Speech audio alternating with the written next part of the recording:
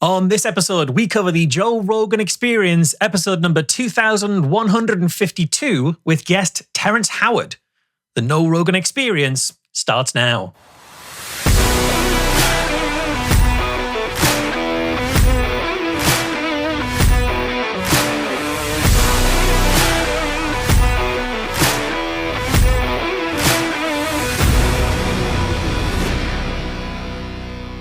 Welcome back to the show.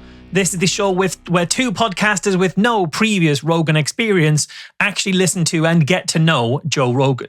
It's a show for anyone who's curious about Joe Rogan, his guests and their claims, as well as just anyone who wants to understand Joe's ever-growing media influence. I'm Michael Marshall. I'm joined by Cecil Cicerello. Today, we're going to be covering Joe's May 2024 interview with Terrence Howard. An interview which has to date been viewed 11 million times on YouTube alone. Woof. So how, Cecil, did Joe introduce Terrence on the show? I'm just still reeling from 11 million views. Give me a second. Spotify numbers on top of that as well. We don't even know how many on Spotify. I know. Insane. All right, here we go. So here's how he describes Terrence. Terrence Howard is an actor of stage and screen, lauded for his work in Crash, Iron Man, Empire, and Shirley, as well as a musician and researcher in the fields of logic and engineering. And gotcha, in Crash, was he the one that Don Cheadle played? Oh no, he wasn't the one. Sorry, he's not just being chased around films by Don Cheadle. Sorry, that was unfair. Is there anything else we should know about Terrence Howard? Yeah, so a couple things. First, Howard has had some very difficult marriages in his past, and that's something the media has written about. He pleaded guilty after punching his first wife in 2002, something he admitted in a Rolling Stone interview later. His second wife took out 2 separate restraining orders across a period of 3 years due to his physical abuse. His divorce agreement with his second wife was overturned in 2015 after a judge ruled Howard had signed it under duress because his former wife was threatening to sell nude pictures of him and other personal information. And I only bring this up because Terrence himself, during this episode, alludes to his previous marital woes, and he significantly downplays his portion of it in a very big way to sort of, it makes it feel like he's sort of coming off as a victim. And I just wanted to make sure we mentioned that. Yeah, it's very much part of his kind of hero story that he tells to Joe as to how he came to all these amazing revelations and how much hardship he's overcome. So I think it is worth us knowing that the hardship he's overcoming includes this stuff where he admitted in court to domestic violence. Yeah, absolutely. There's also another piece too that we should mention. Howard's educational background. So Howard has stated that he went to school for chemical engineering and applied materials, though he didn't complete his engineering degree. Howard thinks of himself as an engineer and intends one day to complete what he calls 3 credits worth of material that he's currently short. In February of 2013, Howard also said on Jimmy Kimmel Live that he earned a PhD in chemical engineering from South Carolina State University. Howard never attended that university, and it does not confer doctorates in chemical engineering. Instead, Howard was awarded an honorary degree of a Doctorate of Humane Letters, a DHL, from that university when he spoke at the commencement in 2012. Gotcha. Okay. So what did Howard and Joe talk about in this episode? You know, a lot of math, physics, engineering, how far back Terrence can remember, more math, several stops and starts about linchpins, how vortices placed perfectly create planets, how the sun poops out planets, and we would absolutely know a whole bunch more if Jamie could finally get that damn movie to play. There is a lot of issues with the tech going on here. Well, before we get to our main event, we do, as always, want to say a big thank you to our Area 51 All Access Pass patrons. Those are Darlene with like 4 A's in a row in the middle of that. So if you're a Darlene with 3 A's in a row, that wasn't for you. You'd have to actually subscribe yourself to get your shout out there. There's also definitely not an AI overlord, Fred R. Gruthius, Chonky Cat in Chicago Eats the Rich, Laura Williams, no, not that one, the other one, Stone Banana, Am I a Robot? Capture says no, but Maintenance Records say yes, Martin Fidel, and 11 Gruthius. They all subscribed at patreon.com/no Rogan. You can do that as well. All patrons get early access to every single episode, as well as a special Patreon-only bonus show every single week. This week, we're going to be talking about rebuilding Saturn, the sexuality of basic elements, and Terence will keep trying to tell us about a new type of drone that he's invented, and he'll keep being distracted from doing so. You can get all of that, as well as all of our previous gloves off segments from every other episode for as little as $1 an episode at patreon.com/no Rogan. But for now, we're going to talk about Terrence Howard's revolutionary contribution to maths and physics in our main event.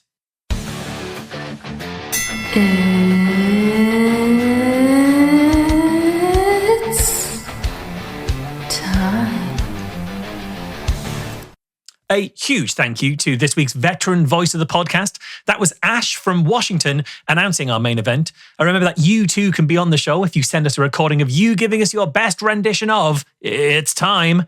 You can send that to noroganpod@gmail.com, and you can tell us how you want to be credited when we mention you on the show. All right. So much of this episode, the beginning portion of the episode, is going to be about Terrence Howard, who he is and what he is revealing to the world. So there's going to be some background information that we cover, that Terrence covers, and then we'll be talking about that, and then we'll move into sort of the critique he's received, as well as the ideas that he's sort of expounding on most of the show with Joe Rogan. So we're going to start out very early with Terrence Howard talking about the first thing he remembers. How did you get started with all this? I didn't come into this world the way everybody else does, I don't think. I used to think that everybody had the similar experience, but like if I asked you, what was your first memory in life? What would it be? I don't think I know. My first memory was almost like when you're dreaming and you're falling and you hit the bottom and you wake up. Mm-hmm. That was my first memory, but I didn't wake up here. I was inside my mother's womb. And I was about maybe 6 months inside the womb. And I'm like, okay, don't forget I'm here. Okay. Don't forget. You go to sleep, you wake up again. Now something's moving in front of you. And you're like, oh, that's my friend. But I had a different name for it. I didn't know it was my hand, but I knew I had a title for it. Go back to sleep, all of those things. Then ultimately you get ready to come out. I remember all of that. You remember coming out? Remember being compressed, and you want to panic, but you're flooded with like some serotonin and dopamine to where you feel relaxed. You go right back to sleep. So Terence thinks he can remember when he's born. Now, this isn't actually a terribly uncommon thing that some people will think. There's a percentage of people around the world who will think they can remember their birth. People can't actually remember their birth, though.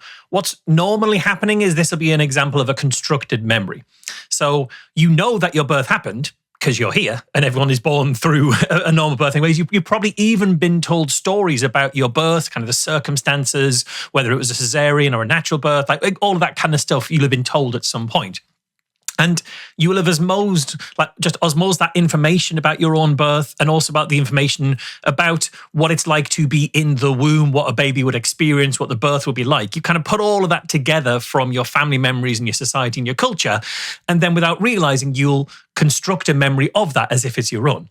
Because that's the weird thing about memory. It's incredibly weird and malleable. It's not a snapshot. People like to think that you remember a thing and it's exactly as you remember it. And it's much more likely that you're remembering the last time you remembered something, which is only like remembering the time before you remembered something. And you kind of have this morphing of what was real. And because the memory works this way, people can actually be made to remember things that never happened to them. And this is interesting. There's lots of studies in this kind of area around false memories. Elizabeth Loftus is published one of the biggest, kind of most respected studies in this area. She and her researchers managed to get people to remember a time that they got lost in a shopping mall, even though they never got lost in a shopping mall. They checked ahead of time. That never happened. But they would recount detailed memories of what it was like and how scared they were. Other people have recounted memories of going on a hot air balloon trip when they've never been on a hot air balloon trip, and the picture that they're looking at was photoshopped to fake them into thinking that. So our memories are incredibly fallible and malleable. And I suspect that's what's happening with Terence here. But it does tell us literally 12 seconds into the episode, right out of the gate, maybe Terence isn't the most reliable narrator about his own story and about how the universe works. Yeah, that's a great point. And I think that's why we're playing this, right? Like, Yeah. I'm not playing this to poke fun at Terrence. I'm playing this to show you that, like, within a few moments of the episode starting, we've already got somebody who's telling us something that is almost like, there is almost no way that this is true. Yeah. Right? There's almost no way that this is true. But it's something that they genuinely believe. So we have to understand that that's how they're approaching the world. And I just want to, can I be pedantic just for a second? Just Sure. really quickly. I just want to be, just for a second. Joe answers the question, what was your first memory with, I don't think I know? Yes, And it's great. then that is, then that's not your first memory, Joe. Your first memory is the first thing you remember. And I just want to, like, when he said that, I was like, okay, well, then it's not your memory. Come on, man. Like, it's a real easy question. I think there's a line in Tom Stoppard's Rosencrantz and Guildenstern that's exactly around that. Like, what's the first thing you remember? I've forgotten. Okay, so building on that last clip is another piece. This is literally the next part of this. We cut it in the middle. So this is the next piece of that. This is his proof that he has a birth memory. You remember being born. I remember being circumcised. I remember the whole nine. And the proof of it was when my wife, Mira, that you just met, when she was 6 months pregnant with my son, Kieran, I wanted to prove to her what I was talking about. So I put a light on her stomach every day at 6 o'clock at night. And I would move that light back and forth and I'd put a song on for a week straight. On Saturday, after a week, I didn't put the light there and I didn't do the music. And he pushed up on her stomach. And then when I put the light there, he started following the light. And for the next 2 months, we did this every night. And he would go all the way around her belly, back and forth, always pushing on it. You know, I didn't understand at the time that maybe I've interfered with the development process and maybe he's wrapped the cord around his neck. I shouldn't have done all of this, but it came out wonderful and fine. And this little boy, first thing he wanted to do is see light. He loved lights from that early stage. There's certainly part of this that feels like you could easily misremember something like this by counting the hits and forgetting the misses, putting the light there and not nothing happening and then forgetting that happened, but only remembering if the light was there and then there was a touch underneath. Yeah, exactly. You remember the significant things. You don't recall the things that seem insignificant. But like, I'm not a pregnancy expert. I've never had kids. I understand you've never had kids. We're probably the worst people to fact check Joe and Terence Howard about what it's like to be pregnant. But from what I understand and what I've kind of read around, after about 29 to 31 weeks, somewhere in that kind of area, babies in the womb can respond to changes in light generally. There's videos online of people holding a flashlight to pregnancy bumps and watching the baby kick and react. I don't know how common that is, how legitimate all those videos are, but conceptually at least, isn't that much of a surprise. I mean, babies, their eyes are developing so that they're useful for when they're born. A strong light is obviously going to make its way through the skin. We see that if you hold a flashlight up to your own hand, you can sort of see through a bit. And if you're a baby in a dark amniotic sac, even with kind of untested eyes, and it suddenly gets a bit lighter around you, it's not out of the question that you might respond. This isn't a sign of something like mysterious and mystical that Terrence Howard has discovered. A lot of people kind of done this. But sure, once the baby's born, the baby likes light. Babies are going to react to light. Their eyes are pretty rubbish to begin with. They can't focus on things particularly well, so they haven't got a great sense of vision. But light sources you can't really miss. So babies are going to be mystified by the light. So it's not, again, a surprise that he's trained his son to love light and now the baby can see light when it's out. These are just normal things that babies do that he's kind of wrapping into this sense of something mystical and otherworldly and insightful. Yeah, and very specifically, he starts that whole thing out with, I wanted to prove to my wife that this sort of thing was happening, so I did this experiment. Well, that it doesn't prove anything. No. What you're saying is, the only reason I think to bring this up is to show you what his mind is putting together as what is a proof of something. Because it may prove to you that a baby is reacting to stimuli. If that was, undertaken in a way that you could actually measure and pay attention to it and, record results, et cetera, you might be able to come to a conclusion that the baby is reacting to stimuli. But that doesn't mean that the baby's going to remember that stimuli as 57. right? When the baby is 57 years old, is it going to remember that this happened at that time? And there's not a proof of that. And so I think the reason to talk about this is because his mind is saying, this is what proves this. And now for the rest of this episode, we get to hear him make really spurious connections through all kinds of different disciplines. The conclusions don't follow. So it's something to pay attention to early on. That's why we're playing this clip. Yeah, we've established what his standard of proof is, and now we'll see where he goes with that standard of proof. All right. So, and here's another reason why Terrence believes and is proving to the world that what he's putting out there is true. He has many patents. The proof of it is the 97 patents that I have now. The proof of it is the industries that I've innovated. It's like waking up, having a dream that you have a diamond in your hand, and out of nowhere, you wake up and you're hoping you're holding it, and you try and hold it and it's gone when you wake up. But the proof is all the stuff that I've been able to do now. So to be clear, patenting something doesn't mean that you've definitely made it work or even that the thing really exists. It means that you've had an idea and you can sort of map out how that idea works, and you think it's an idea that nobody else has had. Maybe it's an idea no one else has had because it's brilliant. Maybe it's an idea that nobody else has had because it's not brilliant. Maybe it could just be terrible, but novel. For example, if you just look around the patent system, I found one patent which is for, not by Terrence Howard, but as an illustration of what you can patent. There's a patent I found for a system of how police could stop cars during a police chase. And the patent involves every car in the world being equipped with bullets that are pointing at their own rear tires, and then a barcode on the back. And then if police scanned the barcode, the car would shoot its own tires out. Now, that feels difficult to do during a high-speed chase, but continue. Yeah. Now, it is a real patent. I would argue it's not evidence of the inventor's genius innovation or how it has revolutionized police safety techniques, but it is a real patent that exists. And that inventor can say, I have a patent for it. Yeah. Yeah. And I looked up his patents. You can find them on a link. I'll actually show an image now of one of the patents. And he basically has many of them are blocks and shapes with magnets and LED lights, and they vibrate when they're put together. And he, throughout this entire episode, is showing different types of shapes, and these shapes mirror those shapes that he's talking about. And it's what he referred to as a learning tool. So he's talking about it as like a child's tool, something that a child could put together. And these are different from sort of just your regular shapes. They're very fractal looking. And so that's the sort of shapes that he created. He also created something we'll mention later. We'll actually play a clip of this later. This is a virtual environment that he supposedly created, and it's for VR and I'm not going to read the actual description of this, but it's basically a VR room that would react as you move things around in it. Yeah, and that's what he's talking about in terms of having innovated industries. He's talking about VR, which we will come to. And when we come to it, you'll see that he hasn't really materially contributed to how VR works or really how anything real works with those 97 patents.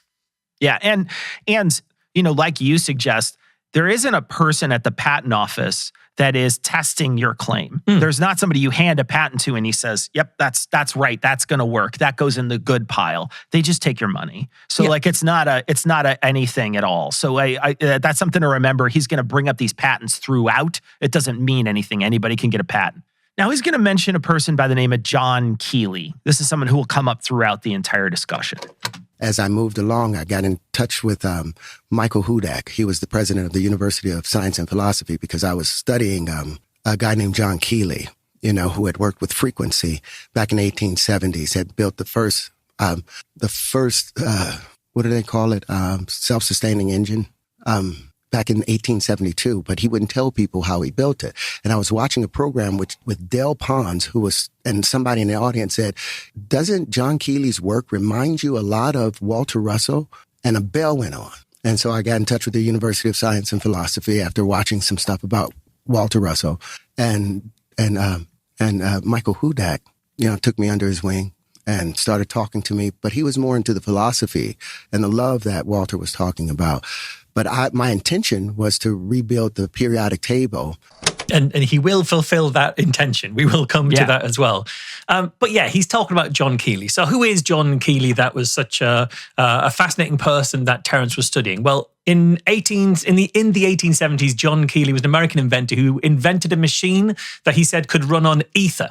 And ether was at the time believed to be this mysterious substance that existed everywhere, that could pass through everything, that wouldn't interact with us, but would allow light to travel from space. Because they knew light were waves, and they thought that space was a vacuum, and they couldn't understand how a wave would move through a vacuum. This is before we discovered radiation. So they hypothesized that it wasn't a vacuum. Everything is ether everywhere.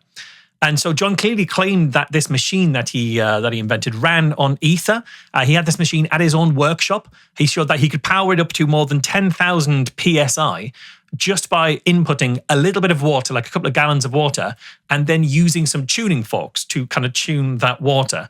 And from there, it would run a generator, and it would actually power machinery. So just put water in and bang a few tuning forks, and you could get a generator running. And this was seen to be incredible. He got a patron in the form of Clara Jessup Bloomfield Moore, who paid a huge sum for him to continue his work, something like the equivalent of $2 million in today's money.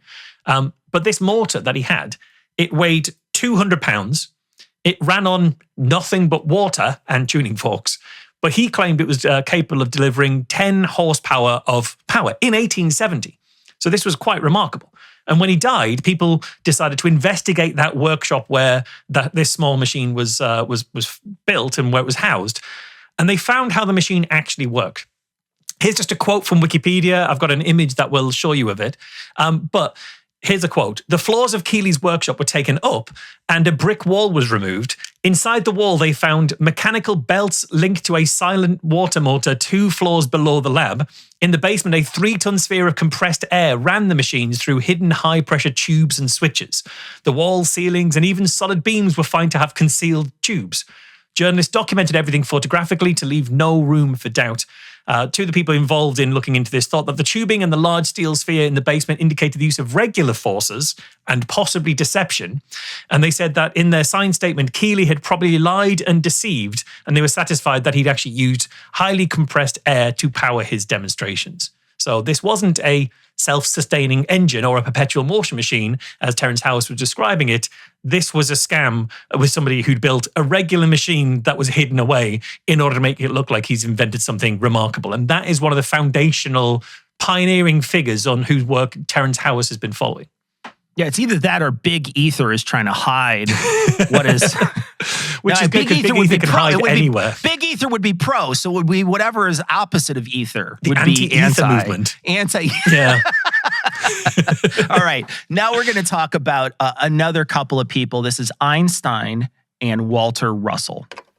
Can go to in my book. There's a picture of Einstein reading Walter Russell's first book, second book, The Universal One. Because when Walter wrote this in 1926, he sent it out to 300 different universities and physicists. And one of the quotes that Einstein says on his deathbed, I should have spent more time reading Walter Russell's work. That's how, and now they're taking it under their wing. So again, Walter Russell, one of these figures that he clearly looked up to, based a lot of his work on it. Walter Russell was an artist and a sculptor who late in his life, in his 50s, started to decide to revolutionize physics, having no previous experience. So the idea that Einstein would like his book so much that he'd be photographed reading it and wish that he'd read more of it was intriguing. So I tried to check this. I tried to fact check this. Now, I could see zero evidence online that Einstein ever said that he wished he'd spent more time reading Walter Russell's work on his deathbed or otherwise. Let's give him a bit of leeway and say it wasn't literally on his deathbed, but did Einstein say it? Not that I can see. I can find people online claiming that he said it, but everything they're citing is this clip from Joe Rogan as proof, which is kind of why it's worth us looking at Terence Howard's conversation. There'll be some things that we talk about that seem incredibly unlikely and maybe even not particularly harmful, but really out there. And you might wonder, why is it worth spending time? Well, what I think is interesting is even if Joe Rogan comes away from this conversation thinking, Terence isn't right, clearly Joe Rogan's fans believe a lot of what Terence has said here, or some of it, because they're saying Einstein said this about Russell. No, he didn't. That's a great point. So what I did find, however, was a copy of the book that Howard was talking about. He links to it on his website. You can download it, skim through the whole thing. I had a quick skim through. So I found the image that he's referring to. So he's got a picture of Einstein reading a book, as you can see if you go to the show notes, or if you go onto if you look at this on YouTube, you'll see a picture of Einstein reading a book, and it is next to a picture of Russell's book. It's just a meme where it's Einstein holding a book. next to a picture of Russell's book next to it in the meme. That is it. That is what he's referring to as you can see a picture of Einstein, a photo of Einstein reading Russell's book. I can't tell that that's Russell's book. It's just a dark covered book. Who knows? Below that image in Howard's book is this meme, this evidence rather, of Einstein expressing this regret in his deathbed. And that evidence is a meme. It is a meme that quotes apparently a book by J.B. Yount, who is the biographer of Walter Russell's wife, Lau Russell. To be clear, Lau Russell was an English lady born Daisy Stebbing, and in the 1940s, she decided to take a Chinese name instead. I haven't looked into why, but we can sort of see what's happening here. So the excerpt from this biography, it claims that Ben Novick was a very good friend of Einstein's who knew Lau Russell as well. And apparently it was Ben who, quote, had confirmed the reports that Lau often heard that Einstein regretted not reading more of Russell's work. If I search for any sign that Ben Novick said anything at all about Einstein, I can only find references to Howard's book. So there's not even signs that I could find of Ben Novick talking about Einstein. Yeah. Look how far removed we are from the proof now. So Howard said, Einstein read Russell's book and regretted not studying it more. His source for that is a biography of Russell's widow, who told her biographer that her friend had told her that Einstein had told him that he liked her late husband's work. Is that 6 degrees? Yeah. Therefore, all of physics as we know it is wrong. Yeah. On that bounds, we can say, well, that Russell's work is good and carry on. Look at the amount of steps as well that I had to go through here to even understand what Howard was saying and why it was wrong. I checked. It took him 5 seconds to say all that, and it took me more than 20 minutes to unpack it all. And we'll be touching on what that actually says more in our Toolbox section. We'll be covering that phenomenon a bit more. And I'll also just point out, it's really telling that he describes this as one of the quotes that Einstein said. Because people don't say quotes, they say things that you then quote. And I think it's a very minor point. But the thing is, for a lot of people, Einstein has just become this sayer of quotes. You know, it's Einstein or Mark Twain or Nikola Tesla. These are just people who said quotes. You know, they say things that you come up and quote. And all of those names, they come up a lot in Howard's world as well. But when you actually look into the quotes attributed to lots of these people, you'll find very few of them are things those people actually said. So Einstein, in many ways, is kind of an avatar for what you want to be true about the thing that you believe. And like I say, even if Joe comes away from this conversation thinking Terrence is completely wrong about all this, his audience don't seem to realize that because they're the ones repeating this Einstein and Russell connection all over the internet. Yeah, and the purpose of this is to launder Russell's ideas through someone who has actual physicist cred. The other thing, too, I want to mention is that throughout this, there's a bunch of times that Terrence Howard is suggesting that Einstein is incorrect about many of his theories. If that's the case, then why do you care what Einstein had to say anyway? If you thought he was wrong, why even quote him? But the reason why is because it's trying to convince people rhetorically that Russell is more important than Einstein, because there's not a physicist out there who would say Russell is more important than Einstein. You need to do it rhetorically here. And so that's why he's trying to show you. And if you look at the two different sort of ideas on physics, if you stack them up, Terrence Howard's ideas are a lot closer to Russell's than they would ever be to Einstein. Yeah, that's true. And he's also bringing Einstein in specifically with this classic deathbed conversion to say that even at the end, Einstein realized he was wrong and my guy was right. So he's even sort of using Einstein to add extra credibility to say that Einstein overthrew his own work in order to follow Russell's here. The next clip is something I've talked about on the show before. This is Terrence Howard talking about an interaction he had when he handed off a paper to Neil deGrasse Tyson. So I reached out to Neil deGrasse Tyson. I saw him at an event up front, at Fox. And he was like, hey, man, I'd love for you to come on my show, do my radio, do my TV thing. I would love that. I was like, yeah, but I've got something I want to introduce to you. And it was only 36 pages. It was a treatise. And I told him it was controversial, and I sent him over the 36-page thing that had the wave conjugations in it, but I started it off with 1 × 1 = 2.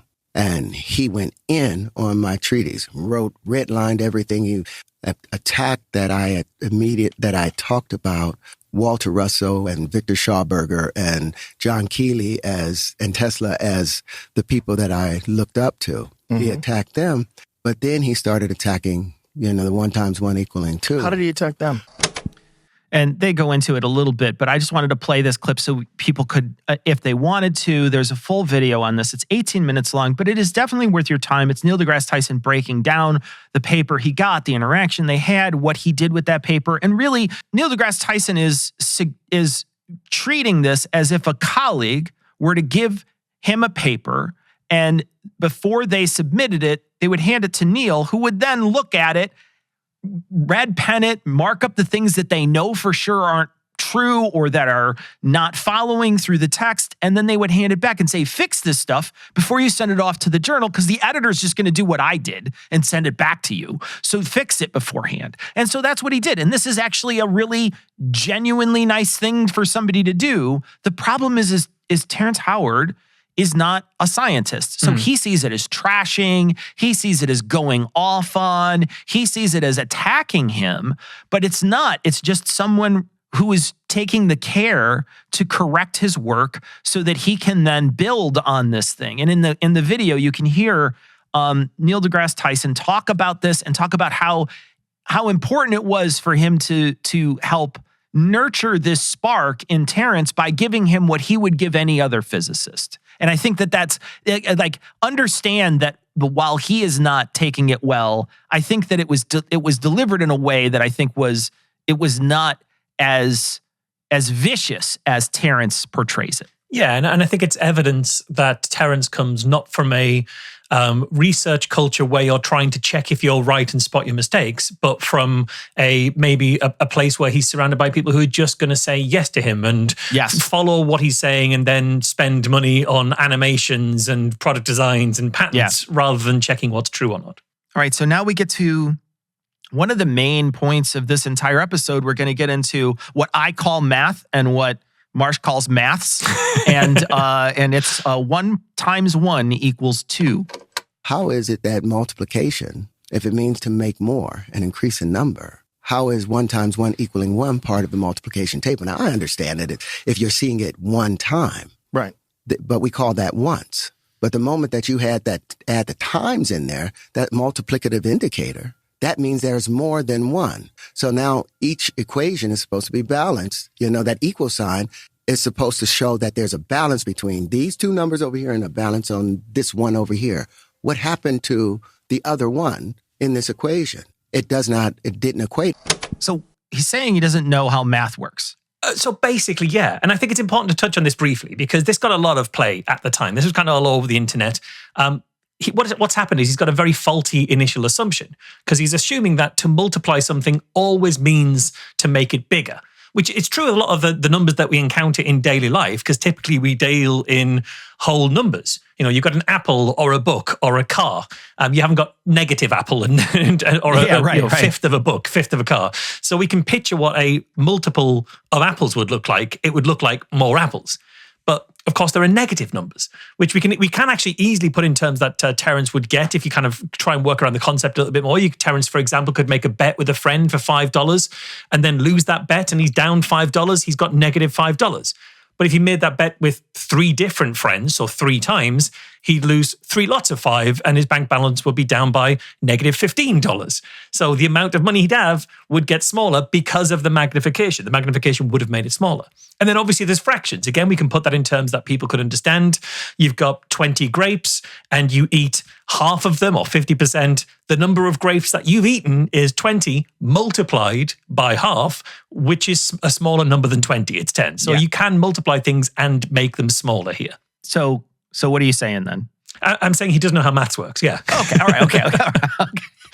All right. So now we're going to shift back to Neil deGrasse Tyson, and then he's also going to talk a little bit about astrophysics here. The Neil deGrasse Tyson thing is so confusing to me. That he was critical of Tesla? He was critical of Tesla, he was critical of Walter Russell, and he was critical of John Keely. This is not his field of study, though, right? No, he's astrophysicist. He's an astrophysicist, but Walter Russell talked about that Walter Russell talked about the fact that the sun gave birth to the earth, that it didn't coalesce from some field. And the proof of this, do you guys know that the earth is drifting away from the sun Yeah, slightly. This is a mistake I made at the Oxford because they wouldn't allow me to bring my notes or anything. So I said the drift was 6 inches a year. It's 0.6 inches a year. Mm-hmm. So if you add up how long it would take the Earth to move, and all of the planets in every solar system is drifting away from their primary at this same exact rate, like 1.5 centimeters. So this is a universal expansion that's happening with everything moving away. Okay, I want to touch on just the field of study comment he makes, because what I think Joe is trying to do is defend Terrence. Yeah. Joe's saying, well, it's not his field of study. Why is he commenting on this sort of thing? And I think it's, this is the problem is that he's getting really fundamental things wrong, and he's basing his work off of people who are not credited with anything really that they've actually discovered. They just had ideas in the sort of astrophysics realm or in the physics realm, and none of those ideas panned out experimentally. So I think what he's saying is if you're basing your stuff off of these already known things that are known not to create a good result, then perhaps you should rethink much of what you're doing. And I think it's not hard to be out of maybe your field of study a little bit. If you're talking about math and you're a physicist, you don't have to be an oncologist to know that eating 50 grilled cheese a day isn't a cure for cancer, right? And in the same vein, thinking that certain things that have not shown any evidence for them to be true, saying that stuff doesn't appear to be true isn't a stretch of any kind. Yeah, I think that's true. And I think, again, if we look at what Joe is doing here, I think you're absolutely right that he's trying to say, well, why is Neil deGrasse Tyson getting involved? It's not his field. Neil deGrasse Tyson isn't an expert in this kind of area. But Walter Russell was primarily an impressionist painter and sculptor until his 50s when he started writing about this new concept of the universe. Terrence Howard is an actor who's now telling you he's reinvented maths and reinvented the periodic table. So why is staying in your lane important only when you disagree with Joe Rogan? How come Neil deGrasse Tyson isn't a free-thinking intellectual maverick when he's talking about a topic outside of his field? It's a really good point, Marsh. Really good point. A little intellectual consistency would go a long way here. Now we're going to move on to more math. This is a bunch of different numbers that he's talking about and adding things up. So this is the math. The math. So it would 5,280 feet in a mile, 12 inches in a foot. Therefore, it's 1 mile equals 63,360 inches. So the number of years that it will take for the Earth to move 1 mile is 105,600 years. So that in order for the Earth to reach where we are at 93 million miles, it would take 9,820,800,000,000 years for the Earth to get here. Likewise, Mars, at 147 million miles away from the sun, it would take 15,780,480,000,000 years for Mars to get where it was. So at a given point, Mars was here in the Goldilocks zone. And now Venus is going to inherit the Goldilocks zone next. The sun will get, Mercury is under a higher pressure because they're still under the mistake thinking that there's a void in space. So they forget that Mercury is under the highest pressure possible. So it can't expand. It's like hydrogen. It's like those octaves before hydrogen. So the atmosphere, the iron isn't able to release any oxygen and the oxides. Okay, so this is why Neil deGrasse Tyson is commenting on this. It's a fundamental misunderstanding of how astronomy and how planets are formed. They're not birthed by the sun. They're created when an explosion happens, and then there's dust in certain areas, and then they're created in the areas where that dust coalesces. So that happens to be out where we are. The idea that they would travel 1.5 centimeters a year from the sun doesn't make any sense because the sun is only 4 billion years old. Yeah, I think that's true. It's funny. I hadn't really sort of fully grasped what he was saying, and partly because he's throwing around so many different numbers that it's genuinely difficult in this part of the conversation to follow exactly what his argument is. But his argument is that everything starts at the sun and goes outwards. And you're right, that's not where planets come from. Other planets, I believe, can enter from outside the solar system, ejected by explosions elsewhere, and can be pulled into the gravitational pull of our sun and can end up in an orbital path depending on their angle of kind of entry. Sure. But that relies on gravity. And of course, what Terence doesn't believe in is gravity. So all of his constant speeds and things that he's talking about are off by a bit because of gravity. Listening to it again, it's funny how much it reminded me. I went to, in 2018, I was undercover at the Flat Earth Conference in the UK, in Birmingham. And I saw a speaker speak for 3 hours about the shape of the Earth being a cosmic egg. And what he was saying was very similar, but instead of planets being sort of birthed out of the sun, it was land masses being birthed out of the Arctic Circle, pushing everything else out. And he was even saying about how every layer of this different part of the world had its own sun and moon, and that Mercury and Venus were in the sun and moon position for the furthest in ring. But when a new ring is released from the Arctic Circle, everything gets pushed out concentrically, and the planets that were the sun and moon become just external planets while new sun and moons appear. And it just occurred to me how similar that is to what Terence Howard is suggesting here. Like Martin Kenny that I saw speaking at this conference, he was saying it about the Earth, but it seems like Terence Howard is picking on similar ideas, but just doing it at a one stage up, and it's the sun that's birthing this stuff. It's flat universe theory. Yeah, it really is. It really is.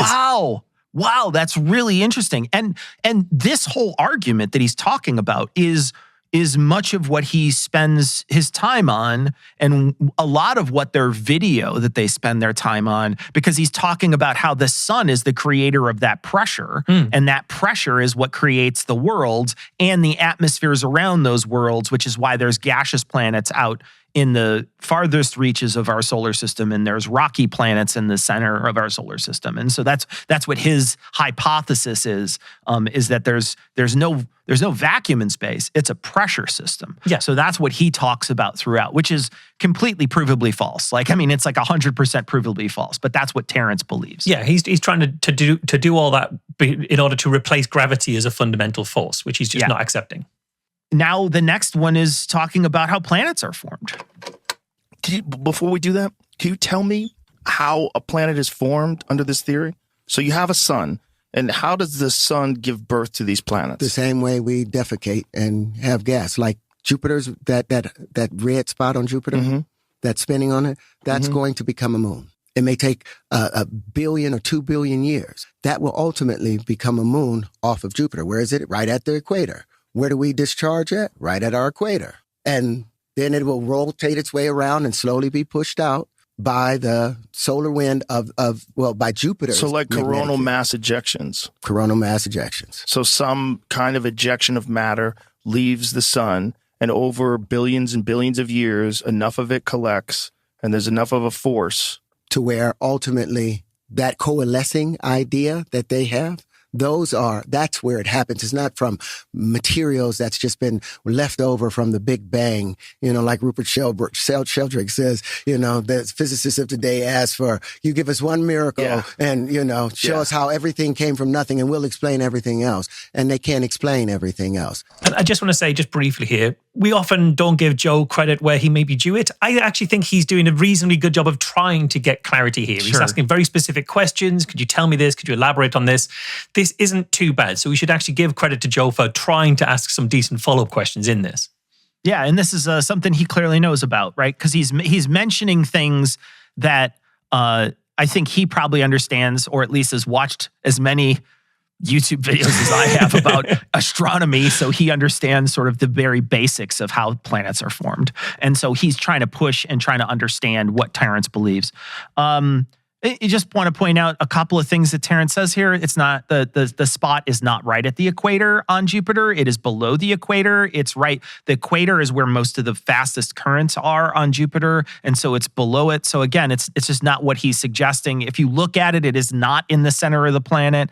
And I mean, should we believe someone who thinks that because we, human beings, poop out of our midsection, that all planets poop out of their midsection? I mean, it feels like when you hear this out loud, you have to think, like, why are we listening to this person? Why is this person getting a platform that has, you said 11 million people listen to it? And, you and I can hear this and say, okay, well, much of what he's going to say now at this point, I'm not going to listen to or at least pay deep attention to. But what if I miss this part of Joe's? Joe's show's 3 hours long. What if I miss this part? What if I come in later? What if I was zoned out at this point? What if I was zoned out at some of these really important points where he's saying something really obviously untrue and that most people would look at and say, okay, no, that's just ridiculous. What if they're zoned out at that point? And then they do hear this other stuff about Russell and Einstein and other places. And then they repeat that stuff. That's the real problem with what Joe is putting out there. Even though he is doing what you suggest, which is pushing back a little, he's not correcting it all. No. He's not saying, well, that doesn't make any sense. And that's not how anybody else thinks how the universe works. Yeah, no, I completely agree. I also, again, it's worth pointing out that Terrence Howard is citing Rupert Sheldrake here. And I didn't expect Rupert Sheldrake to become a recurring character on this show. But I know. We talked about him in the telepathy tapes. I suspect it's not the last time we'll come across Rupert Sheldrake. So these same kind of coterie of characters keep circling back to the surface as to be the reliable people to cite when you're getting rid of the mainstream academics who disagree with you. Okay, so we're going to shift back to talk to him about patents. This is where Terrence describes one of his patents in detail. And I did cut a piece of this out because it's literally just Joe reading the patent. And if you want to read the patent, you can go to our show notes, click on it. It's right there. But we're not going to play Joe reading the patent out loud. So you go look over you'll see my name, inventor, Terrence Howard. Worldwide application, and let's just read the abstract just so they system and method for merging virtual reality and reality. Scroll it so I can see it. To provide an enhanced sensory experience. A system and method of merging virtual reality sensory detail from a remote site into a room environment at a local site. Now you see this is all you. Yeah, this is look at the inventor. Go up a little bit and slide over. It says Terrence Howard. Yeah. Worldwide patent 2010. It was abandoned. Now go to cited by. You see that 131 cited by? Tap on there. It's right under where it says abandoned. Patent cited by 31. Cited by 31. It's to the right. Yep, right there. Tap on there and look at all the companies. And if you look at the patent, these companies have all they have multi-billion-dollar companies they've built off of my patents. Just roll through. Sony, Microsoft, Amazon. Hewlett-Packard. Yeah. Keep going. IBM, and it's still making money. This patent has earned over $7 trillion. They got 7 trillion, but they only got 1.5 centimeters a year. So it takes a really long time to get that 7 trillion. So obviously this is a pretty kind of big claim here. First of all, you could say that even if Sony and Microsoft and Amazon and Hewlett-Packard were citing his work and were using his work, it's hard to say that they've earned over 7 trillion off his work because prior to him filing this patent in 2013, Microsoft already existed. Sony already existed and was already pretty rich. So it's not true to say that all of their wealth is based on this patent. Right. Yeah. But it's also not true to say that their wealth at all really is based on this patent. So first of all, you can go to Snopes. You can see here that Howard did file a patent application related to this AR and VR technology in 2010, but he abandoned that application in 2013. So he doesn't actually get this patent. He never had it. He never sort of followed it through. I did actually look around for somebody else who are familiar with how patents work, writing about this. I can see there's a post on Medium from a guy called Robert Rice, who is quite interesting. I'll put a link in the show notes here. But he writes out that it should be pointed out that citing prior patent applications, such as Howard's, doesn't mean that a potential patent holder agrees with or finds value in that patent. It simply shows that the applicant is aware of that patent and has considered their relevance, which can make the newer application stronger and more credible. So you could cite something, essentially, this is me saying this now, not a quote, you could cite something to say, I've done something in this area. Other people have tried to do stuff in this area that wouldn't work for these reasons. See, for example, Howard's patent, but mine overcomes that issue for these reasons here. So you can actually, so don't reject me for the reason they got rejected because I've dealt with that here. So you can actually use the prior applications that got abandoned or rejected or even accepted but were flawed to improve on what you're doing, as long as you're pointing out that you know that they existed, and you can even highlight where you differ from them sufficiently. So the fact that it was cited 31 times doesn't mean they're using his technology. It might mean that they've just done a patent search for anyone else who's said stuff about this technology and said, we've reviewed all of these patents and we still think ours is sufficiently novel to deserve a patent. Also, Terence Howard, he did file this patent application. It was never granted. It was effectively rejected outright due to an existing patent covering the same material. That patent was marked as abandoned, not because he didn't want to pay the additional fees, but rather because he chose not to respond to the office action rejection. Not that there was much room left for him to make his case to get around the rejection. So he said he abandoned it because it was too expensive to pay the fees and he didn't want the hassle of the admin, etc. But in reality, it's at least according to this claim here on Medium, it was rejected and didn't leave much wiggle room, and so he didn't bother responding to the rejection as a result. Next clip is talking about a lot of math and a visit to Oxford. How many people have you? I know you spoke at Oxford about this, but you didn't speak. Yeah, they didn't. Oxford did something that broke my heart. 5 minutes before the presentation, they wouldn't allow me to have a screen and show my proof. Why? Oh, their computer was down. And I was like, well, you can use my computer. No, we have sensitive things attached to it. I just need the projector. I don't need anything else, because they didn't want me to go and talk about this. And that's why I went out there and said, hey, pull out your calculator. I talked about acting for a couple minutes, for 20 minutes. And then I was like, pull out your calculator. And I want you to enter the square root of 2 in there. And let's walk through this loop. That is the square root of 2. I was like, let's walk through this, where the square root of 2 cubed is the same value as the square root of 2 times 2. And then when you divide it by 2 and cube it again, you get back to you take the square root of 2, 1.414213562373095. You cube it, it's 2.828427121746190. Divide it by 2, it gets back to 1.414. Cube it again, is back to 2.828. Divided by 2, back to 1.414. Here we're taking 1, 2, 3 big steps. We're dividing it by 2, and we get back to the same value as we had in the very beginning.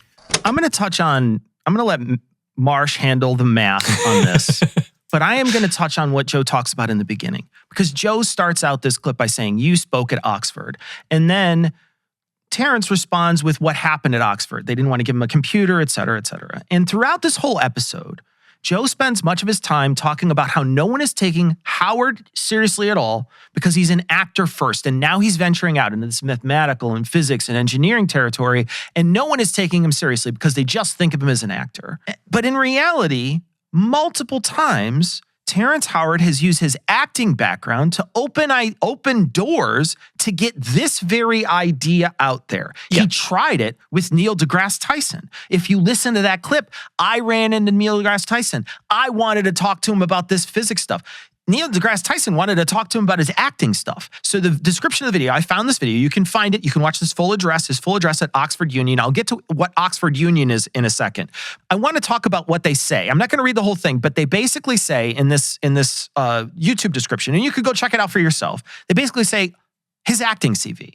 There's nothing in it whatsoever about what his physics ideas are or his mathematics ideas are. He was invited as an actor to speak to a group of students. Now, this is the Oxford Union, not Oxford University. So he's not being asked by the physics department to come in and give a talk.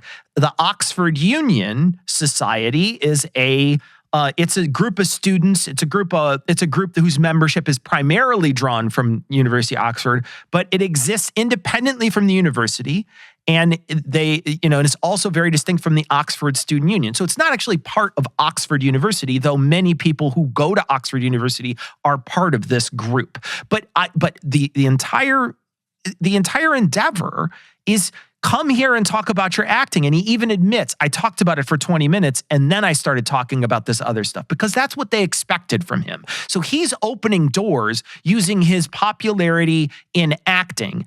And Joe is treating this throughout the entire episode as that is the detriment that's holding him back. And I would say it's not. I say that this thing is propelling this idea forward. Yeah, I mean, he wouldn't be on the Joe Rogan show talking about his physics ideas if he was an actor.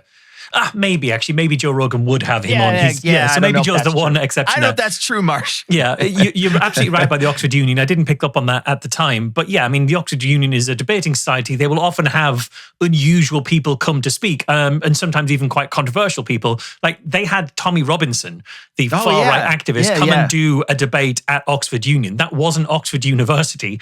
It was this debating society for students to get together and have a drink and have this kind of weird conversation that's kind of going on. But still, let's do the maths because in another part of my current career, I occasionally do some maths tutoring. So I'm used to showing some equations and stuff at the moment. So he is making the maths here sound way more complicated than it is. He's talking about the square root of 2 cubed. Well, 2 cubed is also called 8. Because obviously he's squaring it, he's cubing it, he's going around, he's saying it's weird how these numbers keep coming back to each other. It's not weird at all, it's just maths in the way that maths is written. So 2 cubed is also called 8, which you could write as 2 times 2 times 2. If you wanted the square of that, you could do the square of 2 times 2 times 2, or you could notice that 2 times 2 is 4. So we're looking at the square root of 4 times the square root of 2, and that's the same as the square root of 8. It's also the same as saying, we know that the square root of 4 is 2. So we know that what we've got now is the square root of 8 is 2 times the square root of 2. None of this is mystical. None of this is mysterious. None of this is like mind-blowing. This is just regular math. You can write stuff down in different ways. It's the strength of maths that allows you to express things in different ways and then do different things to them based on the way that you've expressed them. None of this certainly is, quote, a lie they fostered for so long. Yeah. So it's just bringing this conspiratorial aspect in, but showing he just doesn't understand the fundamentals of maths as to why these principles, why those numbers end up the same if you manipulate them in the way that he was doing. And the way he presents it, just like you suggest there when you say the lie they fostered for so long, is Oxford is trying to repress this information because they won't give him a link to the HDMI so that he could plug his computer in, when really they just wanted him to talk about acting. And there's no reason to bring a PowerPoint for that. We could just talk about acting without that. Yeah, but every tech issue he experiences is they trying to silence him, as we will. I will say that there is going to be many tech issues later and in the gloves off section where we talk about how they are trying to silence him. Yeah. Okay. Now we're moving on to a discussion about straight lines. Is it because that we can create straight lines that we get confused? We can't create it because even when you look at it under an electron microscope, you'll see all the little curved dots that make it up. There are no straight lines. Like if you look at this. Even in a box. If you looked at this, you'll say, oh, that's a square right there, right in the middle. Sure. You'll see that square happening right there. Uh-huh. But if you look at it from the side, from its real perspective, you see that it's not. The straight lines are an illusion. Again, we are being fooled by our senses because there is no motion in a straight line. So all these homes that they're building, and they keep wondering, why do they keep blowing over? Why don't you make the homes look like a mushroom? Follow the curvature of nature, and you won't have to worry about rebuilding them in hurricane zones or in tornado zones. I live in a tornado zone, but I don't want to live in a mushroom. I just don't want to. It could be adorable. You can get yourself little hats. You could be like a little gnome, little fishing rod. So many gnomes. So many gnomes. Look, he's right that you might not be able to draw a measurably straight line with your pen, even with a ruler, even if you're incredibly accurate. You zoom right in, you're going to be able to see that it's not perfectly straight just because of the nature of drawing. But you can hypothesize a straight line pretty easily. If you say, for example, imagine a perfect square where all 4 sides are parallel and there's exactly 90 degrees at each corner, you can hypothesize that, you can conceptualize that. That has to have straight lines because straight lines are an inevitable consequence of the thing you just described there. We can draw a good approximation of that square on paper. It won't be perfect. It'll be as close as you can get, but the concept of it is still a straight line. We can also express a straight line mathematically. If you want to draw a straight line, okay, plot a graph plotting the function x equals y. That necessarily has to be a straight line because for every measurement you go along the x-axis, you also go up the y-axis. So 1 is going to be 1 and 2 is going to be 2, and you're always going to draw a straight line. There is no way to fulfill that function except with a literally perfectly straight line. So you can do straight lines. We just have to be a bit more conceptual about it. And I think that's interesting because elsewhere in this conversation, he actually spends a lot of time talking about the Platonic forms, the Platonic solids. And we'll even see that. We'll cover that in the toolbox. But he doesn't seem to accept that perfect shapes can exist hypothetically, which is what the Platonic forms are about.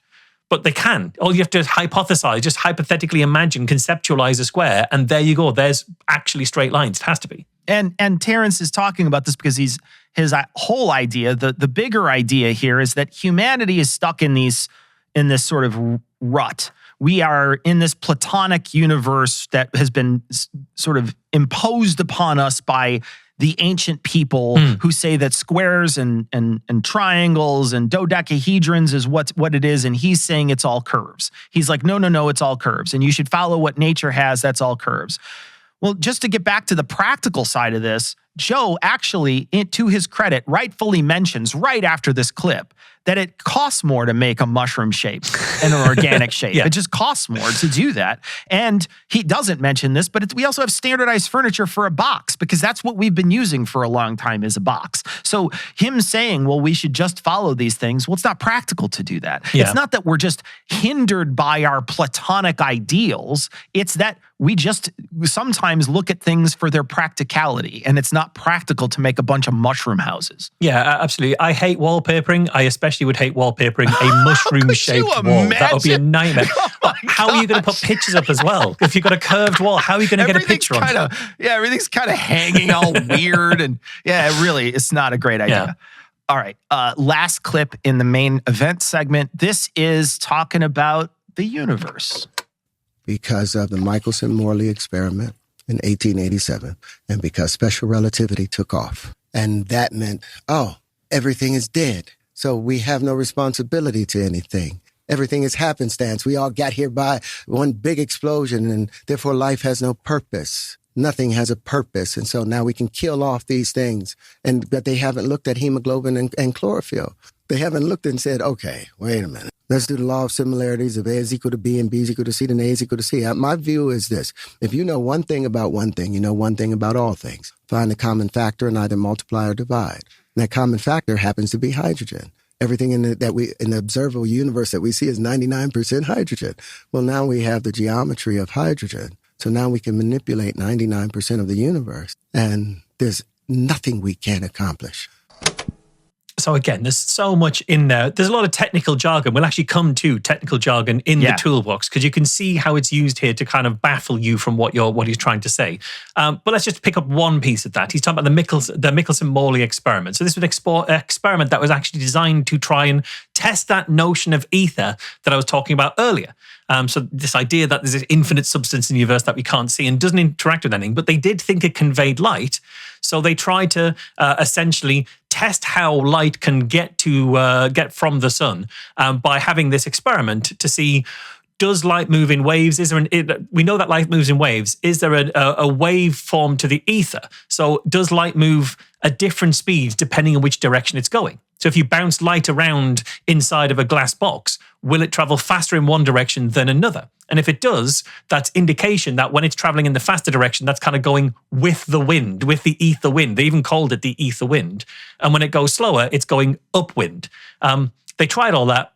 There wasn't. They did the experiment. Light traveled the same speed in the same medium, and they threw the notion of ether out. And a few years later, they discovered radiation, and they realized how light can travel.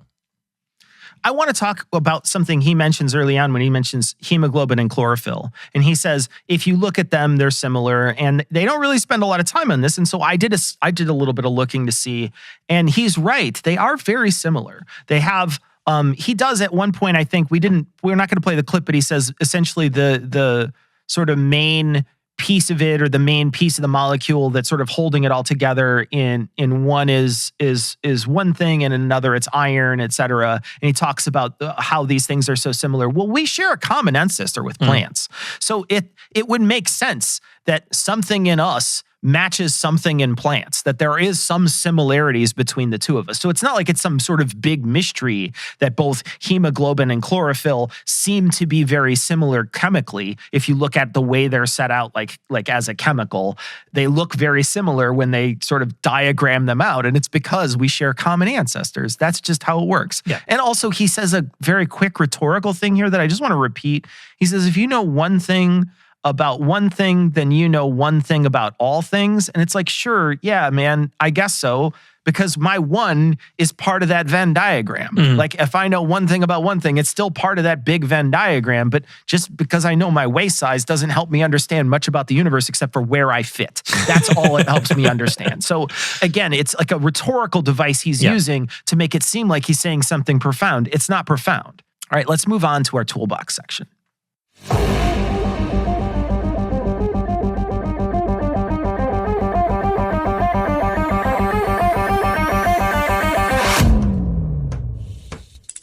Wow. So that's the tool bag, and something just fell out of the tool bag? Marsh, This time we're going to kind of smash a couple things together. We're going to do appeal to gibberish, or sort of a jargon dump, and then Brandolini's law. So let's talk about both of these. Yeah, so a jargon dump, the appeal to gibberish, is essentially to use highly complex jargon that may well be correct jargon in the sense that they're real words, but they're used to sort of baffle the person you're speaking to, who may not be fully au fait with the language, may not understand exactly the references that you're making, may not understand which terms are being used correctly. They may not even notice where those terms are being used completely incorrectly because the language seems so complicated that they effectively can't follow. And you can stop people from asking deeper questions and recognizing that the things that you're saying don't quite make sense because they're essentially intimidated or or lack the knowledge of the terminology you're using to be able to follow and spot where the flaws are. So that is the appeal to jargon. Brandolini's law is a very good example. There are great examples of this in this conversation. It's the idea that the amount of energy needed to refute a bad argument is always at least an order of magnitude bigger than the effort needed to produce it. Yeah. So when we talked about that Einstein quote, it took him 5 seconds to say that Einstein on his deathbed said he should be reading more Walter Russell. And it took me 20 minutes to point out why that wasn't true. Yeah. It's related in some ways to the Gish Gallop, where you're throwing out so many arguments and you haven't got the time to go through every one of them. So yeah, every single time you're making a bad argument, it's so much less effort than having to point out why it's a bad argument and why it's wrong. And that's kind of colloquially known as Brandolini's law, after, I think it was coined in 2013 by an Italian programmer called Alberto Brandolini. Yeah. Well, Gish Gallop and Brandolini's law share a common ancestor, the fallacy. So, although Dwayne Gish heavily disputes that. All right, here we go. We're going to start it out with the periodic table, which is something that he talked about very early on in the episode and continue to talk about. And when you say rebuild the periodic table, what do you mean specifically? Well, the way the periodic table is laid out, the periodic table they have now, let's see. It looks like a box. It looks like a straight box. Mm-hmm. And they don't show the relationship that between every element, there's two no. All right, here's the periodic table. You'll see hydrogen sitting all the way over there by itself, but they don't show that hydrogen has the same tone as carbon. What do you mean by tone? Same tone, same key of E, 40.5 hertz. The next one would be like 81 hertz. You go to silicon, it will double up and would be 162 hertz. You'll go to cobalt and it'll be 324 hertz. It's, in that base, if you were to take the angles of incidence or the tones that they create, their color, like you can turn color back into sound based upon, it's the same wavelength, it's just twice as long or much longer. So all you have to do is keep dividing light by 2. Keep that up, Jimmy. You keep dividing light by 2, and you'll ultimately get back to the audible sound of it, because there was a relationship between light and color, sound and tone, matter and shape. So we talk about the periodic table. That's something that I think intimidates a lot of people. I don't fully understand why everything is there on the periodic table. I can't always remember exactly what all those numbers on it represent or which ones the noble gases are and why. So that's something that already people are, and I think the average person is going to be quite unfamiliar with, unless you happen to work in an area where you use it a lot. But then let's look at the rest of the terminology that he's introducing. If you're not confident with the periodic table, you might think there's something to this, and that maybe it's true, but it's just beyond what I can understand. Maybe he's talking about something that's too complex for me to really, really follow. But he's talking about notes and tones, and does hydrogen have the same tone as something else? Well, it's in the key of E. And if you push back on that and ask, what does that mean? He'll say, well, this is the wavelength of it in hertz. And if you're not au fait with elements, this jargon might think, oh, that must mean something. But it doesn't mean anything. Silicon doesn't have twice the wavelength in hertz than cobalt. Wavelength is a term, and hertz is a term, and silicon and cobalt are a term. But the way he's putting those terms together isn't illuminating anything. It's obfuscating things. Yes. And then he drops in the angle of incidence. Look at the angle of incidence of this element. So that sounds like something, the angle of incidence. But the angle of incidence is where if a ray of light is heading towards a reflective surface, it will reflect off. The angle of incidence is where it hits that reflective surface and dictates which angle it bounces off at. So it is a thing. It's just got nothing to do with tones and colors and hertz and elements in the periodic table. But it's a real term, so it's going to potentially baffle people. And when he says you can turn color into sound, it's the same wavelength, it's only twice as long or much longer. Well, color has a wavelength and sound has a wavelength, but that's not really a meaningful connection. And more to the point, that has nothing to do with elements. If elements don't have colors and sounds, then saying there's a relationship between colors and sound because they both have wavelengths tells you nothing about the elements at all. Yet, meanwhile, he's using all of this to persuade Joe and his listeners and viewers to believe in a new version of the periodic table, which he shows to Joe. And it's this curved mess of lines and half circles and all these kind of different notes and things all over it. And it is understandably overwhelming. Given that he's talking with authority about this, and he's using terms that are real, although he's misusing them, it's easy to think, oh, he must be onto something, and that must actually really mean something about his graphic there.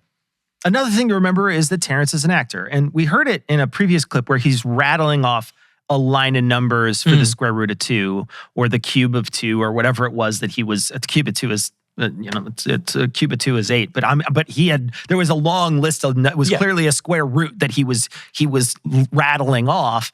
He's an actor. So it gives a sort of a deep illusion of sort of deep knowledge, but memorizing a square root to 20 decimals is not hard for somebody who's an actor. Like that, you would imagine that they probably have to memorize or learn how to memorize lots of things all the time, especially has been on stage. This isn't just a screen actor. This is someone who's on stage. So you have to spend a lot of time at least learning how to memorize things. So don't let that fool you into thinking he has some sort of deep knowledge. It doesn't take deep knowledge to understand or memorize what the numbers of hertz that he's doing and things like that. So he's gonna do that throughout. I just want to prime people that it's gonna happen quite a bit throughout. And he doesn't have any notes in front of him, but again, you would expect that from an actor. This next clip is gonna be talking about electricity and his magnetism concept. There's a lot of things that are glommed in here. What happens when we get older? We expand at our equator, right? We get shorter at the top. Why? Because the electric force is pushing in and condensing, and the magnetism expands out at the equator. The electron field, the electrons, that's just discharged electricity, devitalized electricity coming from the sun, coming from the earth. It's the waste product from it, but it hits our magnetic field, and then it gets pulled right back in and gets compressed again, and now it becomes electricity for the earth, and then it pushes itself right back out again at the equator. The equator is 5 miles wider than the poles. Electricity, Einstein left that out of his equation because he coupled electricity and magnetism together and didn't realize that electricity was the equal and opposite of magnetism. Electricity being the contractive field. You breathe in, that's a contractive thing. You breathe out, that's a magnetic thing, a radiative thing.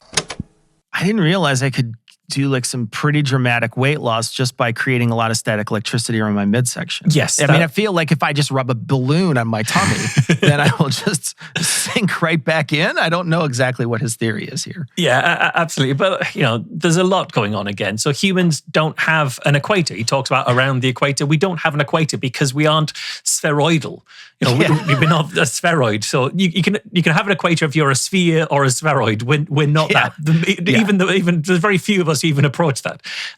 We will carry fat around the belly, but that's not the same thing as having an equator and sort of like coming out with the equator in the same way that planets do. We don't get shorter with age due to electrical forces pushing us down. That's not how that works. It's mostly spinal compression, decreased bone density, muscle loss, and to be fair, all of that being affected by gravity, which again, Terence doesn't believe in. He's given alternate versions for. Also, this notion of contracting electricity and breathing out magnetism doesn't mean anything. Contracting is a thing, and electricity is real, and magnetism is a thing. But that relationship that he's putting together, that's not how those terms are used. He's using terms like electron field and discharged electricity and magnetic fields and Einstein, and that can all be dazzling if you don't know how any of those terms are actually applied. But when you do know how they're applied, you can see this doesn't quite make sense. Just a few minutes later, in fact, he talks about how they use the term magnet as an attractor. This is a quote. He says, they use magnet as an attractor, but to magnify something means what? Make it larger. So he's alluding to the idea that magnet and magnify are the same thing when they're not related in any way. He's just trying to bring in words, and he believes that. But the effect of this is to dazzle you into finding it much harder to question it. All right, so next we're going to move over to this idea about Platonic solids and more jargon. On the right side of the page, right there, on the left side of the page, you see the 5 Platonic solids. Now, all of our axioms, all of our postulates have been built off of these things. This is what Euclid went down to Egypt and pulled these things together. Pythagoras worked on them. And these were the undisputed fundamentals of God that he used to build. If you tap onto the Flower of Life, Platonic solids things, it's going to take you to a video. Turn it, don't have to tap it, but it'll show you the Flower of Life that they took this from. But you'll see that instead of following the natural curvature of these 64 circles overlapping, they averaged the space where they met, and they invented straight lines. Why did they do that? Because they believed that the world was flat. They believed the world was flat at the time. And the church promoted. Pythagorean theorem comes off of this cube, a squared plus b squared equals c squared. So they wanted to use all of these intertwining circles and create straight lines. Because that's how they thought everything came down to, straight lines. They thought the world was flat. And I was like, oh my goodness, they didn't open the flower properly. So this Flower of Life diagram, it's a range of circles that he's kind of overlaying onto each other in order to show some sort of significance. But it's just a geometric pattern. It occurs when you play around with circles. Circles have interesting kind of attributes that you can play with. It's existed for a very long time. They're simple shapes. They've got a radius, a circumference. You've got pi involved. You've got all that kind of stuff. Even the name, the Flower of Life, to be put onto this concentric, overlapping series of circles. That's actually a modern name associated with the New Age movement. According to Wikipedia, it was commonly attributed specifically to a book, The Ancient Secret of the Flower of Life. That's why it was first applied to this diagram. But again, just to prove that he's using these things without really fully understanding what they mean, he says this diagram he shows on screen is 64 circles overlapping. There's 37 circles there. That's not 64 circles. He's getting confused by the notion that if you did have a cube that was made up of 64 interlocking spheres, and then you laid it on its corner and then mapped out where each sphere was in relation to the other, you would end up with this pattern because two of the spheres on either side of the cube would kind of compress down onto each other. And you'd have 37 circles representing 64 spheres in a cube. It would look like this. Again, this isn't mysterious. It's just regular geometry on this Earth, the shape of this Earth that we're on right now, just regular old geometry. But it's being used to say that it's something much more fantastical and mysterious and mystical than it actually is. And he's mentioning this as a way to say the reason why they believed it is because they believed the world was flat and it was suppressed knowledge. And I just want to point out, this is real easy to find out, but as far back as the 5th century BCE, we have documentation that people thought that the earth was a sphere. Yeah. So we know that people thought this well before, as he suggests, the church exists, well before even some of these people who created some of these things. They knew that the earth was round. So again, it's not something that's sort of suppressing knowledge, but that, I think, again, is playing into what Joe believes, which is there's some sort of conspiracy to hide this sort of thing, which is why it's so important to have Terrence on the show to talk about it for everybody. Yeah, I think so. Terrence also proves that he doesn't really fully understand all this kind of stuff when he cites Pythagorean theorem here. He's citing it in the nature of what he's talking about here. But Pythagorean theorem has nothing to do with cubes, which is what he's kind of talking about here. Cubes are 3D. Pythagoras theorem only deals with 2 dimensions. It's the a squared plus b squared equals c squared. Well, the 2 dimensions are the a and the b. That's where those 2 dimensions are. It's got to do with triangles, and you can say, okay, well, it's the best way to get the length diagonally across one of the squares on the face of a cube. So that's its relationship to a cube. But if you want to get that internal diagonal of the cube, the equation's more complex, unless you've already found the diagonal of one of the faces first using Pythagoras. I think, interestingly, for a cube, I think Pythagoras does hold in 3D, that you can find the internal diagonal of a cube if you go a squared plus b squared plus c squared equals d squared, and d being that diagonal. Oh, that'd be interesting. I think that's true, but don't quote me on that, because I don't know if it holds at higher dimensions than 4 dimensions. Can't wait till we get corrected on that. I cannot wait. I'm going to be so excited. All right, next we're going to talk a little bit about the speed of light. So I was like, okay.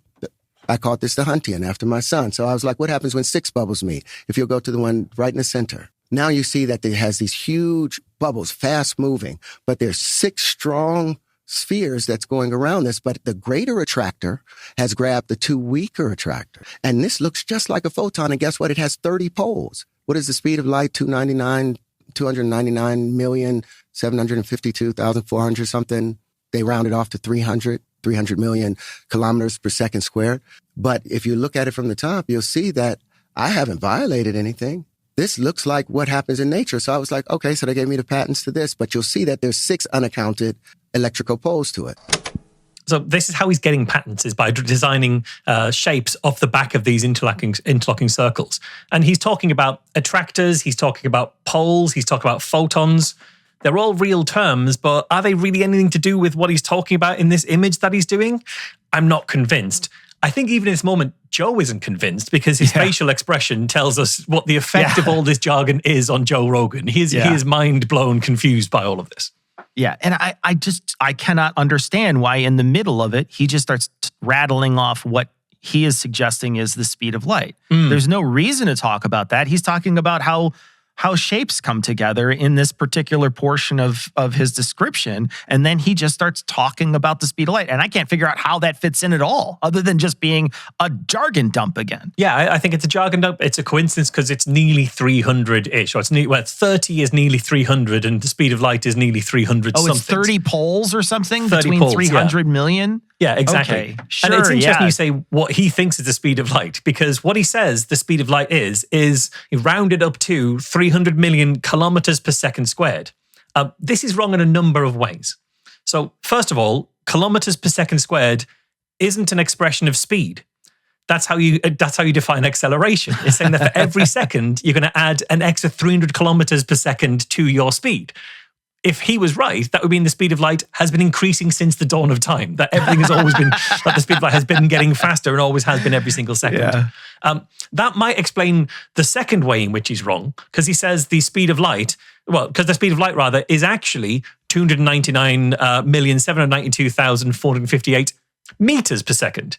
He says kilometers per second. So his speed of light is 1,000 times faster than the real one. It's real fast. Expressed by, as an accelerator. So, okay, let's say we're being super generous. Say he meant to say a speed and not an acceleration, that he meant to say meters and not kilometers.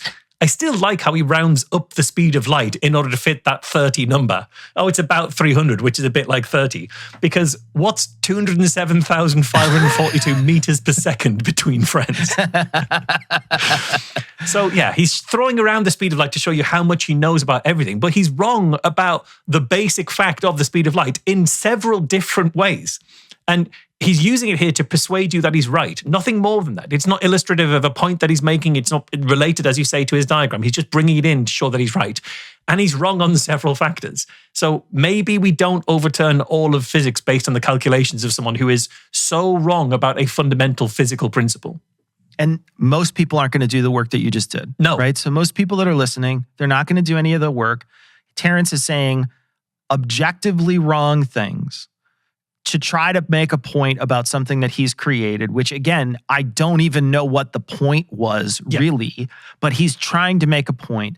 And what this does too, it's not just Terrence's show, it's all of Joe's shows where he has on somebody who is upturning something that is in a field that is, there are a bunch of respected people have weighed in on or are not taking seriously because it's not serious.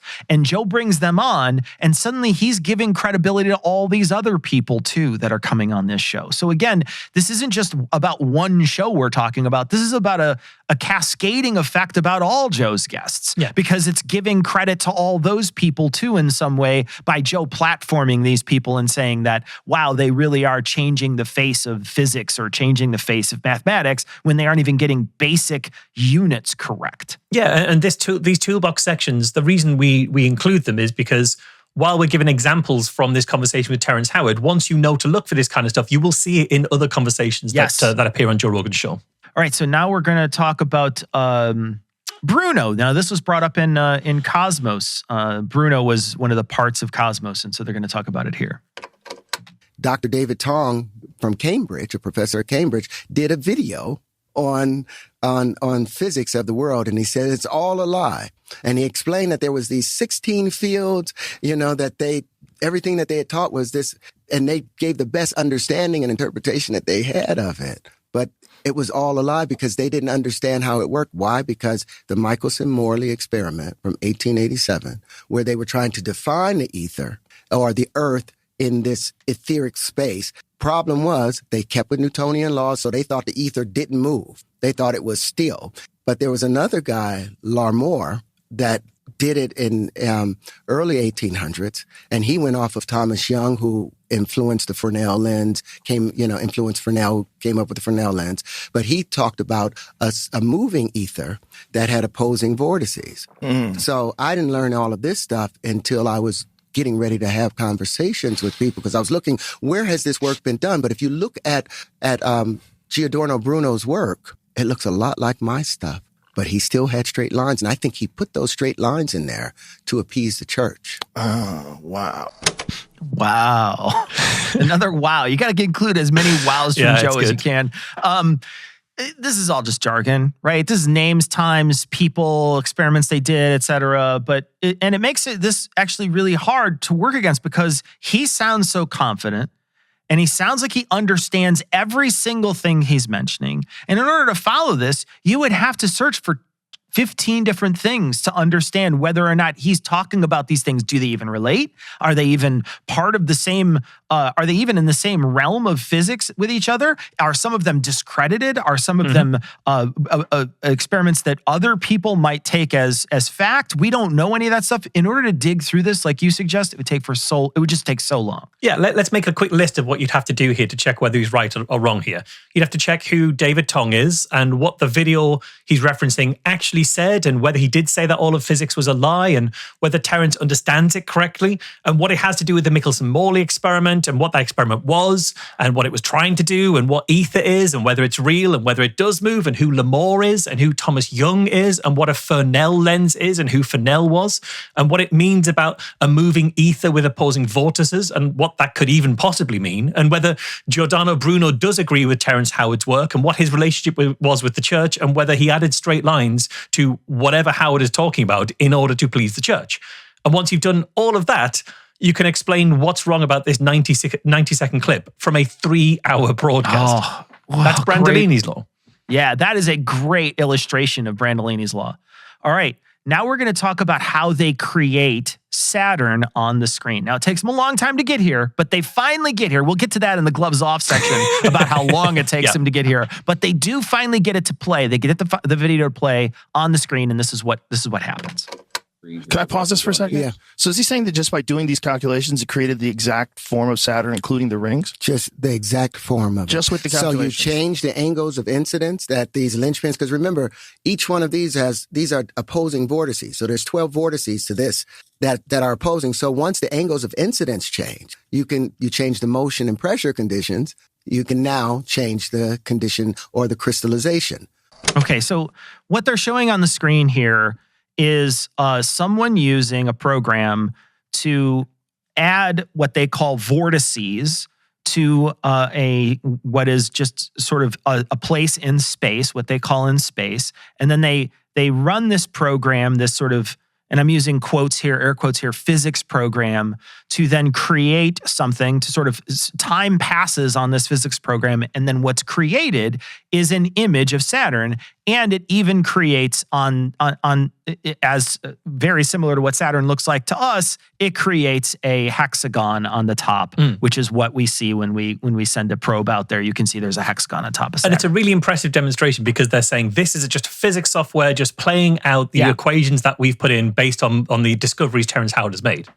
Yeah, and if you zoom into what the program is called, it's called Blender. Now, Blender is not a physics program. Blender is and I use physics in an air quotes way here. It is a physics program in the sense that you can program it to do some things that physics might do, but it is certainly nothing that a physicist would ever use to recreate something. The reason why they're not using actual software that a physicist would use in this case, and there are like codes and things that run on Python that some people use in physics labs to try to simulate how physics works in space is because they're all programmed with gravity. And he's not using gravity. He's using air currents to try to say that air currents are creating Saturn and how it looks, and it's creating the rings, et cetera, et cetera. They're suggesting that the rings of Saturn are created by air currents, not by planets that get explodinated or moons that get blown up, and then they turn into ice, and then we see that debris field around there, which creates an effect from the sun. They're suggesting that it's made very specifically from wind.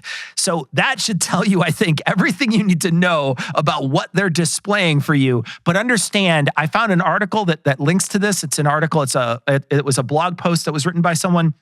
And they even suggest that Blender would never be used for this. It's used for simulations differently. It does not have the scientific rigor that you would need for demonstrating actual physics. So they're using a program that matches what they want it to do.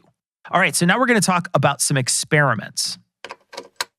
If you're going to experiment, you have an A structure and you have an idea of how A behaves, and you have a thought that if you put A in a particular situation, it's going to turn into B. So let's picture it hypothetically like you have a bar that's maybe 6 inches long of iron. And you say, okay, well, I think if it goes into the freezer, that it's going to get shorter. So you're supposed to have 2 exact bars, 6 inches out, and leave one outside of the freezer, and put one in the freezer. And then you compare them after you see it. So A over X is equal to R times B over X. R is the result or the change between them.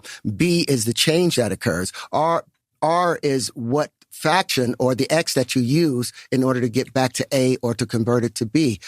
So this, I think, is a perfect example of the jargon fallacy. He's actually started off describing an experiment. Fine, it's an experiment. Does an iron bar get shorter when you freeze it? Perfectly fine experiment. Leave one out. Great. Then he comes into this conversation about fractions. Does this help anyone? Does this clear anything up for anyone? He starts defining all these terms around A's and B's and X's and R's. Is this helpful? And to be clear, this came from Joe asking, is dark matter theoretical or not? And this is Terence's answer to that about, well, you need an experiment to find that out. And an experiment needs A's and B's over R's and fractions. And this is not an answer to that question. This is an avoidance of answering that question in a way that is clear to anyone to listen to. Okay, this is the final clip. We're going to talk a little bit about proof. But they have no comeback for it because I have 4 supersymmetrical systems. And that's the thing about geometry. Geometry is its own proof. Supersymmetry is its own proof, whereas equations, anybody can have an equation. And only certain people can try and understand it, and it can be fudged with renormalization, where anytime they have an infinity, they renormalize it. That's why Dyson left the whole group back in the 1940s when they were talking about quantum electrodynamics. And Feynman said it himself, with this renormalization, is that real physics? Is this real math?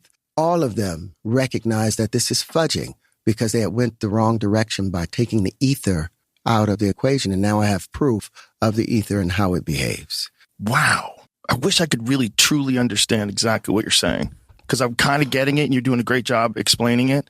But if you're right, that really changes everything. Everything. And it accounts for why physics kind of hits a stalling point. What does that even mean? Okay, so if is doing a lot of heavy lifting in that in that sentence. If he's right, then it's, sure. If he's right, that's a real big if, Joe. Yeah, exactly. But I mean, in fairness to Joe, is it any surprise that Joe can't follow what Terence is saying here? No, Joe says, I'm kind of getting it. Are you? Or are you just being dazzled by the jargon that's being thrown at you? I don't think Terrence Howard has made a good job of explaining this at all. And you've got to wonder why Joe isn't seeing that, or at least isn't willing to say, I'm not getting it. This feels very kind of Emperor's New Clothes of Joe having to say, oh, you're right, this stuff is amazing, because he doesn't feel secure enough to say, sorry, that makes no sense at all, which it doesn't. Yeah. Just say, oh, Rogan thinks he's all smart. And I'm the last person that thinks I'm smart. Trust me. Was there anything good about this, Marsh? I think there's a couple of okay things. They talk very briefly, we didn't include it in the show, they talk briefly about the Tunguski experiment, where American authorities deliberately gave black people untreated syphilis to see what would happen to them. It's a stain on America's medical history. And in part, it still plays into the ongoing distrust of modern medicine within those communities. I think they rightly called that out as awful. They talked about that a little bit. I can't dispute that. I'm happy for Joe's listeners to find out about that if they didn't know about it. I'm happy for that message to get out there. So very happy with that. Maybe it's me, but I actually also don't hate that Joe gives Terence the space to outline these views, even where Joe doesn't seem to agree, to give him the space to say, okay, tell me what you actually think. But that might just be me because I spend a lot of time having that conversation with people on my previous podcast, Be Reasonable. So I'm not saying it's for everyone, but I didn't hate that bit of it. I just wish that there was that one final step where Joe says, I didn't understand what you said. Yeah. I didn't understand. Have the confidence to say, I don't know. And I think that might be sort of a theme about Joe Rogan, is that there just isn't the confidence to look out into the world and say, I don't know. He constantly wants to know what those UAP are, what's in Area 51, what's going on with, the various things in the world. He's not willing, or he's not accepting of being told something and then him realizing, well, maybe we don't know exactly what's happening. And I think that might be some place that Joe could certainly grow. They only talk about the COVID vaccine disinformation twice in this episode. That's a positive, right? So out of the many episodes we've listened to, especially with actors, he normally gets off on a COVID tangent, and they did very briefly in this episode. But I mean, that's not a good thing, but it's definitely not a bad thing, because he could spend hours talking about that and spreading COVID misinformation. So I think that, it's not a positive, but it's not a negative. I don't know how to say it. Okay, well, that is it for the show this week. Remember, you can access more than half an hour of bonus content every single week, sometimes quite a lot more than half an hour of bonus content every single week, from as little as $1 an episode by subscribing at patreon.com/NoRogan. Meanwhile, you can hear more from Cecil at Cognitive Dissonance and Citation Needed, and you can hear more from me at Skeptics with a K and The Skeptic Podcast. And we will see you next week for a little more of the No Rogan Experience.